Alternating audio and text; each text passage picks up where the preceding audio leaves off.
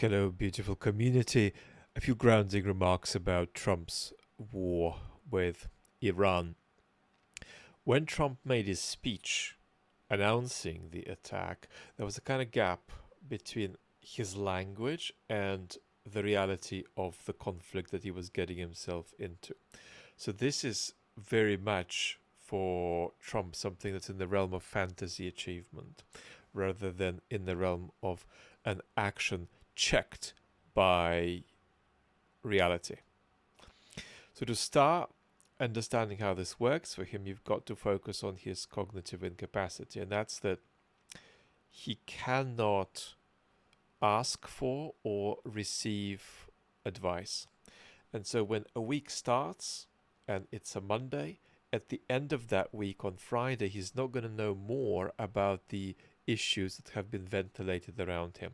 So he has a kind of a non-accumulative epistemic relationship with the world. He lives the same day over and over and over, not just emotionally, as people with a narcissistic personality do, but cognitively. And that's why he has so few beliefs, for example, about various political matters like tariffs or nuclear weapons. And the beliefs that he has date back from the 70s and 80s. Now, an important element of this, if we try to reconstruct how Trump came to this decision, is that he is also regularly capable of hearing a yes as a no as a yes when he's taking advice. So a refusal that's very politely framed, he can take as assent. You know, I want to make a carrot cake in the washing machine. Mr. Trump, we are ready to make new ground about how we make carrot cakes, but the washing machine is a stretch. Trump could take that as great.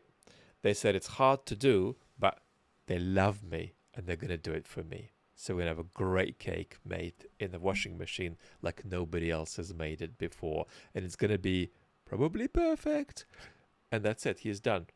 So what was privately thought by the official giving Trump advice is, what an idiot. You can't do it in the washing machine. Trump's come away thinking, yeah, might be hard, but I think they're going to do it for me. That's what I think is going to happen. Now, then we have to bring Benjamin Netanyahu into this dynamic. And so beyond Trump's inability to cultivate an accumulative understanding of the issue, you get a question.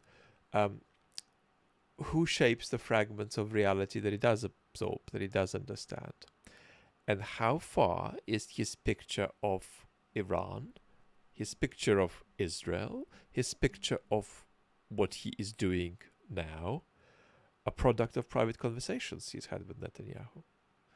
He is not as narcissistically dependent on Netanyahu as he is on Putin, but he still is narcissistically dependent on Netanyahu. And he is still liable to give priority to things Netanyahu tells him than to things his officials tell him. And so this raises a very serious question. And the truth is, we just don't know the answer, but it's reasonable to raise it. To what extent is the United States even making its own foreign policy here, as opposed to being led by Israel? And now we come to Europe. So Europe, of course, is observing the situation very closely and has reacted by observing the situation with aggressive closeness. But I think it's also unfair to pick out a few officials and make jokes about them. So Kaya Kallas has been on the receiving end of attacks because she made a statement that effectively gave rhetorical cover for what Trump and Israel are doing. But then you got a statement by the E3, Germany, France, and the UK, which also basically created political space for the attack. And then Ursula von der Leyen announced that she is going to have a special security college meeting about all of this on Monday in 2 days' time. And so this raises the question at an absurd remove now, whether Europe lacks an independent policy from the United States, and the United States lacks an independent policy from Israel. And then, of course, we center on all of the challenges that many of you know well with military intervention, especially air power based military intervention. So, Trump has absolutely no idea what happens next if the regime survives the attack. He has absolutely no idea what happens next if the regime doesn't survive the attack. And he has absolutely no idea what happens next if the regime partly survives the attack. And so, Rory Stewart said this morning that if they come out with a good outcome here, it's going to be because of luck.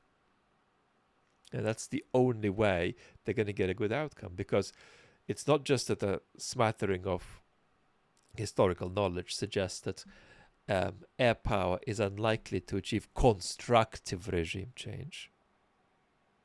It's also the case that, not being a country expert myself, the Iran country experts I'm following are clearly not able to map the range and the likelihood of possible outcomes that could occur if the regime collapses, if there is elite fragmentation, if there is a coup.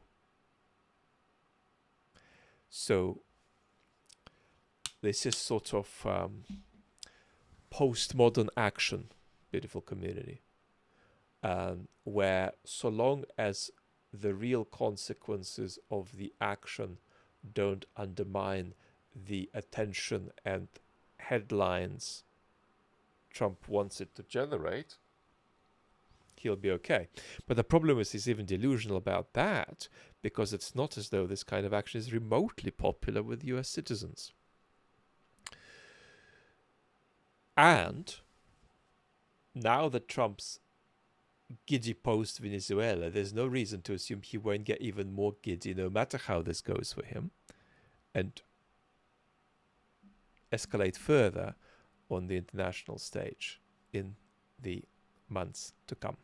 Talk soon, beautiful community. Lots of love.